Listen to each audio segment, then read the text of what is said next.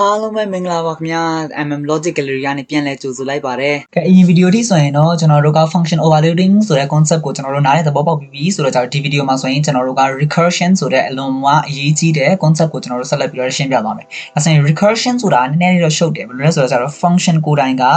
သူ့ကိုယ်သူပြန်ခေါ်တာ function ထဲမှာ function သူ့ကိုယ်သူပြန်ခေါ်တာအဲ့ဒါ recursion လို့ခေါ်တယ်။အဲဆိုရင် recursion ဆိုတဲ့ concept ကိုရှင်းပြဖို့အတွက်ကျွန်တော် factorial ဆိုတဲ့ပုံစံလေးကိုကျွန်တော် recursion ဆိုတဲ့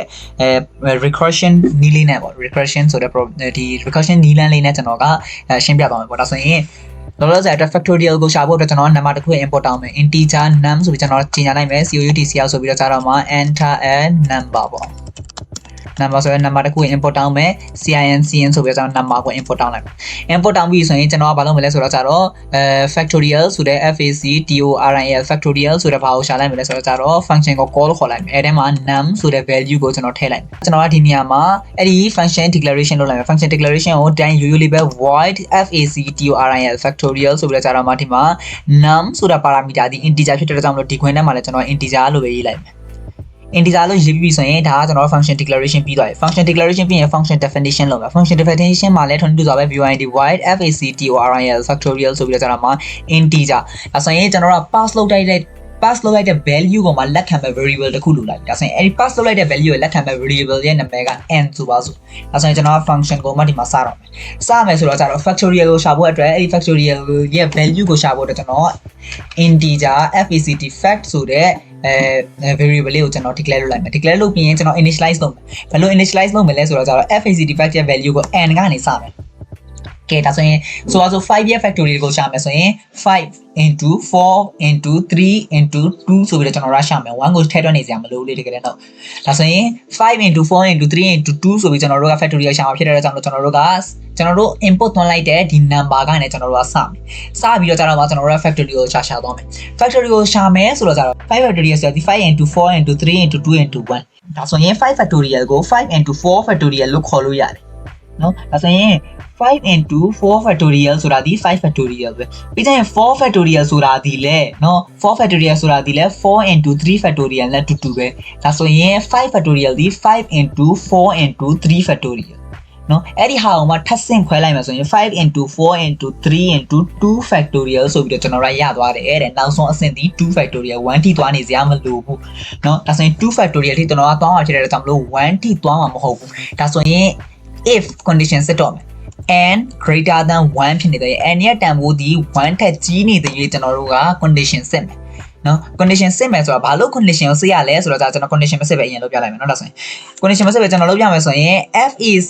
fact into equal factorial factorial of n minus 1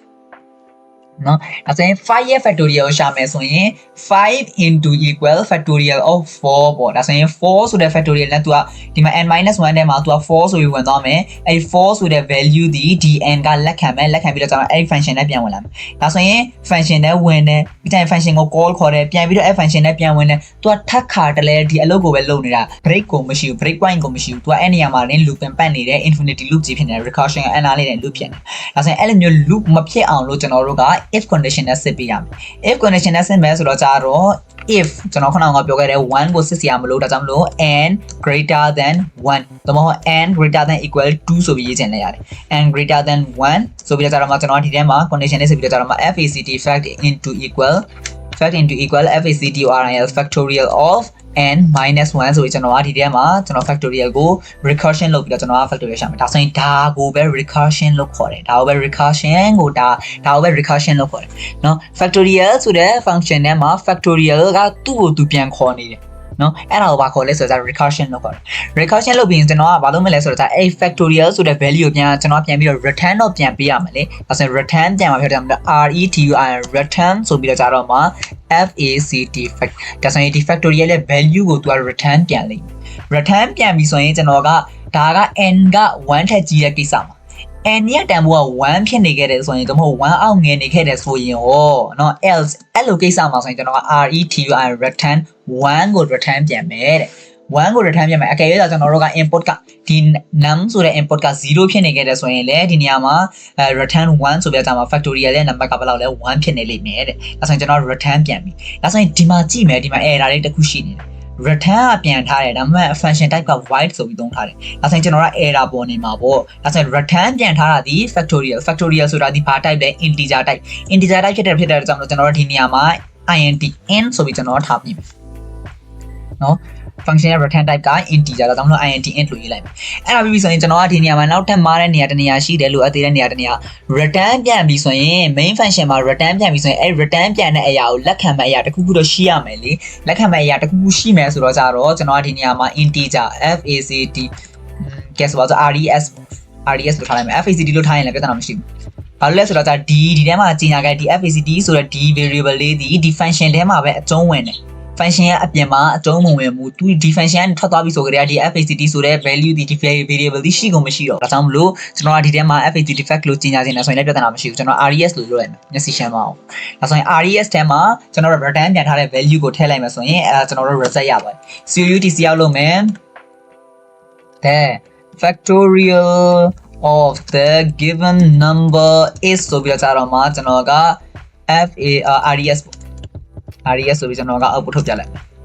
ဒါဆိုရင်ဒါကို output ထုတ်ပြပြီးပြီဆိုတော့ကြတော့ကျွန်တော်က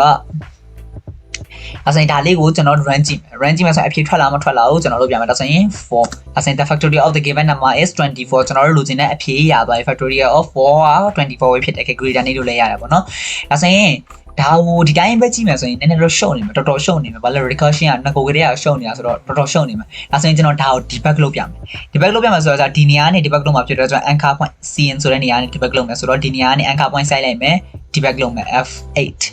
နေမယ်နေလိုက်ရင် yes ဆိုပြီးနေလိုက်မယ်ဆိုရင် तू ကဒီမှာ terminal window လေးပေါ်လာပြီးအဲ့နေရာမှာကျွန်တော်6ဆိုပြီး guess what ဆို5ဆိုပြီးတွန်းလိုက်မယ် enter 5ဆိုပြီးတွန်းလိုက်ပြီဆိုရင်ကျွန်တော်ကဒီနေရာမှာ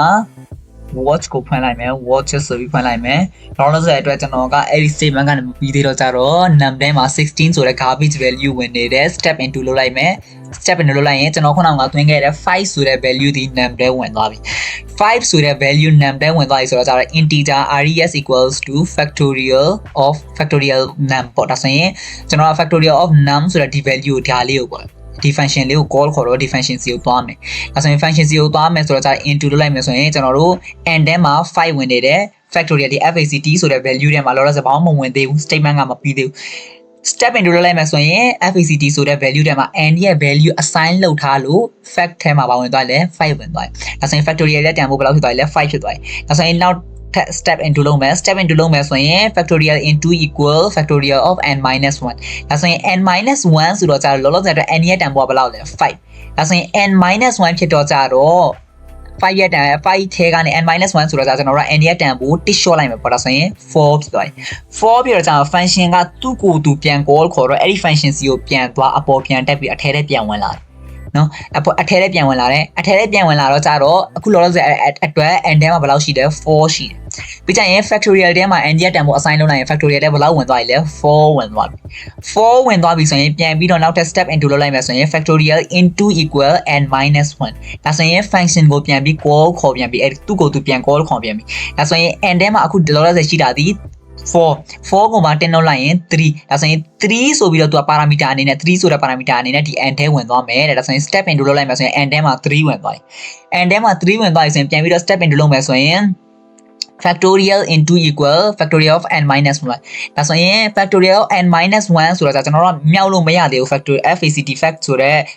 variable တဲ့ဘာ value မှမဝင်သေးဘူးလောလောဆယ်အတွက်ဘာ value မှမဝင်သေးဘူးဆိုတော့ကျတော့ step into လုပ်လိုက်တော့ကျတော့ကျွန်တော်တို့ကလောလောဆယ်အတွက် factorial ထဲမှာဘယ်လောက် n ထဲမှာဘယ်လောက်ရှိလဲ3ရှိတယ်3ထဲကနေတင်တော့လိုက်တော့2ဖြစ်သွားပြီ2ဆိုတော့ကြတော့ तू က2အနေနဲ့ parameter ကိုခေါ်ပြီးတော့ကြတော့ function ကိုပြန် call ခေါ်ပြီး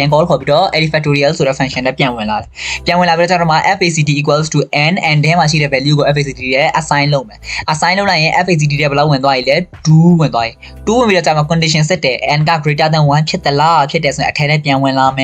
်ပြန်ဝင်လာပြီးတော့ကြတော့ fact into equal factorial of n minus 1ဒါဆိုရင် n ရဲ့တန်ဖိုးလောလောဆယ်အတွက်ဘယ်လောက်လဲ2နော်2တွေကတစ်ကိုလုံးလိုက်တော့1ဆိုတော့ကြတော့1အနေနဲ့ तू ကပြန်ပြီးတော့ function ကိုပြန် call ခေါ်မယ်ပြန် call ခေါ်တော့ကြ n တန်ဖိုးဘယ်လောက်ဖြစ်သွားပြီလဲ1ဖြစ်သွားပြီ1ဖြစ်ပြီးတော့ကြတော့မှ factorial ထဲလည်းဘယ်လောက်ဝင်သွားပြီလဲ1ဆိုတဲ့ value assign ဖြစ်သွားပြီအဲ့ဒါပြင် तू က condition စစ်မယ် n က greater than 1ဖြစ်သလား n က greater than 1မဖြစ်တော့ကြတော့ condition မကိုက်တော့ else ဆိုတဲ့ statement ကိုလာမယ် else ဆိုတဲ့ statement ကိုလာတော့ကြတော့ return 1ကို return ပြန်မယ် ဘယ်နေရာကိုသွားပြီး return ပြန်မှာလဲကဲစဉ်းစားစရာရှိလာပြီဒါဆိုရင်ဘယ်နေရာမှာသွားပြီး return ပြန်မလဲဆိုတာလောလောဆယ်အတွက် n ရဲ့တန်ဖိုးဘယ်လောက်လဲ1ဒါဆိုရင်1အနေနဲ့ n ကို call ခေါ်ထားတဲ့ function ထဲမှာ तू သွားပြီး return ပြန်မယ်ဒါဆိုရင် return ပြန်မှာဖြစ်တဲ့ကြောင့်မလို့ तू ဒီနေရာမှာသွားပြီး return ပြန်မှာနောက်ဆုံးအကြိမ်ဒီ factorial ဆိုတဲ့ function ကိုခေါ်ခဲ့တာဒီနေရာလေးမှာဒီနားလေးမှာ तू call ခေါ်ခဲ့တာဖြစ်တဲ့ကြောင့်ဒီနေရာကိုသွားပြီး तू return ပြန်မယ်ကျွန်တော်ဒီနေရာကို step into လိုက်ရဆိုရင် तू ကကဲအဲ့နေရာကိုသွားပြီး return ပြန်ပြီ return ပြန်ပြီးတော့ကြာတော့မှ तू က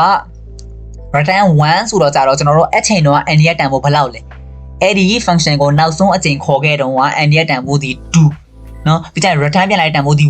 1နဲ့2နဲ့မြောက်လိုက်တော့ကြာတော့2ဆိုတဲ့ value factorial တဲ့ assign ဖြစ်သွားပြီ assign ဖြစ်ပြီးတော့ကျွန်တော်ကနောက်ထပ် step into လုပ်လိုက်မယ် step into လုပ်လိုက်မယ်ဆိုရင် return factorial ကိုပြန်ပြီးတော့ return ပြန်မယ်လောလောဆယ် factorial တန်ဖိုးဘယ်လောက်လဲ2ဆိုတဲ့ factorial ကို return ပြန်มาဒီဘယ်အချိန်မှာလဲနောက်ဆုံးအချိန် factorial ဆိုတဲ့ function ကို call ခေါ်ခဲ့တဲ့နေရာမှာအဲ့လို call ခေါ်ခဲ့တဲ့အချိန်မှာတဲ့ call ခေါ်ခဲ့တဲ့အချိန်မှာ n ရဲ့တန်ဖိုးဒီ3 n ရဲ့တန်ဖိုး3ဖြစ်တော့ကြတော့ခုနက factorial မှာရှိတဲ့2နဲ့မြောက်လိုက်တော့6ဆိုတဲ့ value factorial တဲ့ဝင်သွားတယ်ပြန်ပြီးတော့ step into လုပ်လိုက်မယ်ဆိုရင်သူကနောက်ဆုံးအချိန် n ရဲ့တန်ဖိုးလောလောဆယ်အတွက်3ဆိုတော့ကြတော့ကျွန်တော်တို့ကနောက်ဆုံးအချိန် factorial ကိုဘယ်အချိန်မှာခေါ်ခဲ့တာဒီ function ကို call ခေါ်တဲ့နေရာမှာသူက return ပြန်မယ်ဒီ fact fact ဆိုတဲ့ဒီ value ကို return ပြန်တဲ့အချိန်ကျရင်သူက step into လုပ်လိုက်မယ်ဆိုရင်အဲ့အချိန်တော့ n ရဲ့တန်ဖိုးက4ဒါဆိုရင်4နဲ့ခုနကမှရှိတဲ့6နဲ့မြောက်တော့24အဲ့ဒီအတိုင်းပဲကျွန်တော် step into လုပ်ရင်းလည်းသူက n တန်ဖိုး5ဖြစ်သွားတယ်ပြီးကြရင် factorial တန်ဖိုးက120 24နဲ့5နဲ့မြောက်တော့120ဖြစ်သွားတယ်ပေါ့ဒါဆိုရင်တွားပါလို့လဲဆိုတော့အရင်ဆုံးဒီ recursion မှာကြာတွားပါလို့လဲဆိုတော့ဒီ function ထဲမှာတင် function ကိုခဏ call ခေါ်ပြီးရင် return ပြန်ရင်နဲ့သူ့ရဲ့ value 120ဆိုတဲ့ value ကိုရလာတယ်တဲ့ဒါဆိုရင်ကျွန်တော်ကဒီနေရာမှာ num ထဲမှာဘယ်လောက်ရှိလဲ5ရှိတယ် num ထဲမှာ5ရှိတယ် res ထဲမှာ120ဆိုတဲ့ value ဝင်သွားတယ် return ပြန်ပြီးတော့ဝင်သွားတယ်ပေါ့ဒါဆိုရင်ဒါက recursion ရဲ့သဘောတရားနည်းနည်းတော့ရှုပ်တယ်ဒါပေမဲ့ဒီ recursion ဆိုတဲ့သဘောတရားတော်တော်အရေးပါတာဖြစ်တဲ့အတွက်ကြောင့်မလို့ dynamic programming တွေမှာဆိုရင်လည်းဒီ recursion ကတော်တော်အရေးပါတာဖြစ်တဲ့အတွက်ကြောင့်မလို့ဒီ playlist ထဲမှာကျွန်တော်ထည့်သွင်းရှင်းပြခြင်းဖြစ်တယ်ဒါဆိုရင် recursion ရဲ့သဘောတရားလေးတွေကိုနားလည်မယ်လို့ကျွန်တော်မျှော်လင့်ပါတယ်နောက်ဗီဒီယိုမှာဆိုရင်တော့ကျွန်တော်တို့ pointer ဆိုတဲ့အခန်းကိုဆက်တက်သွားမှာဖြစ်တဲ့အတွက်ကြောင့်မလို့အားလုံးပဲဆက်လက်ကြည့်ရှုပေးဖို့အတွက်တိုက်တွန်းချင်ပါတယ်ပြီးတော့ဒီ playlist နဲ့ပတ်သက်ပြီးတော့သိစရာမေးမြန်းစရာလေးရှိရင် comment box မှာလာပြီးတော့မေးမြန်းနိုင်ပါတယ် CWS နဲ့ပတ်သက်ပြီးတော့ exciting topics လေးတွေ logic လေးတွေကိုနောက်ထပ်လာမယ့်ဗီဒီယိုတွေမှာလည်းဆက်လက်ပြီးတော့ discuss လုပ်သွားမှာဖြစ်တဲ့အတွက်စဉ်းစားမပြတ်ကြည့်ရှုပေးဖို့အတွက်အားလုံးကိုတိုက်တွန်းချင်ပါတယ်အားလုံးပဲကျေးဇူးတင်ပါတယ်